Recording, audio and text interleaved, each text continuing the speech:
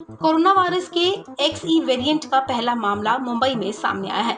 BMC के एक अधिकारी की तरफ से ये जानकारी दी गई है।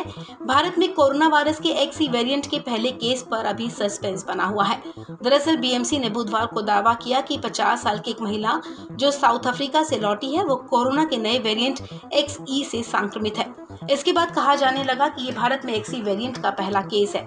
हालांकि कुछ देर बाद ही केंद्रीय स्वास्थ्य मंत्रालय ने इन खबरों का खंडन किया। स्वास्थ्य मंत्रालय ने कहा कि मौजूदा सबूत कोरोना के नए XE वेरिएंट के पाए जाने की पुष्टि नहीं करते हैं। अभी इस बारे में और जांच और रिसर्च किए जाने की जरूरत है। आपको बता दें, कोरोना वायरस का ये वेरिएंट अब तक का सबसे संक्रामक वेरिएंट हो सकता है। WHO का कहना है कि ओमिक्रॉन के सब वेरिएंट BA.2 की तुलना में XE वेरिएंट 10% ज्यादा संक्रामक हो सकता है। भारत में इस साल कोरोना के कुल केस में से 90% ओमिक्रॉन के मिले थे। ओमिक्रॉन के दो सब वेरिएंट BA.1 और BA.2 सामने आए, हालांकि इसका BA.3 वेरिएंट भी है। शुरुआती दौर में BA.1 सब वेरिएंट सबसे ज्यादा देखने को मिला, हालांकि भारत में BA.2 के चलते तीसरी लहर देखने को मिली थी। BA.2 को BA.1 की तुलना में ज्यादा संक्रमित माना गया है, हालांकि ये ज्यादा खतरनाक नहीं है। WHO के मुताबिक पिछले कुछ महीनों में दुनिया भर में BA.2 के केस सामने आए हैं। पिछले एक महीने में दुनिया में मिले ओमिक्रॉन के मामलों के 94% केस BA.2 वेरिएंट के हैं। BA.1 के केस काफी तेजी से कम हुए, वहीं XE में BA.2 और BA.1 का म्यूटेशन पाया गया है।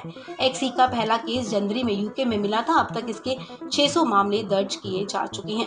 WHO के मुताबिक वर्तमान में ओमिक्रॉन वेरिएंट के पार्ट के रूप में XE म्यूटेशन को ट्रैक किया जा रहा है। ओमिक्रॉन के लक्षणों में बुखार, गले में खराश, खांसी और सर्दी, त्वचा में जलन शामिल है।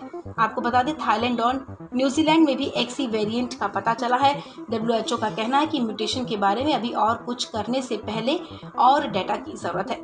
इस बात का कोई प्रमाण नहीं है कि XE के लक्षण गंभीर हैं। अभी तक ओमिक्रॉन के सभी वेरिएंट में हल्के लक्षण दिखाई दिए हैं। इतना ही नहीं, 3 महीने पहले मिले इस वेरिएंट से अभी तक कोई बड़ा खतरा सामने नहीं आया है, ना ही बाकी वेरिएंट की तुलना में तेजी से बढ़ा है। यानी कि ये बताता है कि XE वेरिएंट अभी तक चिंता का विषय नहीं है और इस पर रिसर्च किए जाने की जरूरत है। इस खबर में फिलहाल इतना ही। तमाम अपडेट्स के लिए आप बने रहें वन इंडिया हिंदी के साथ।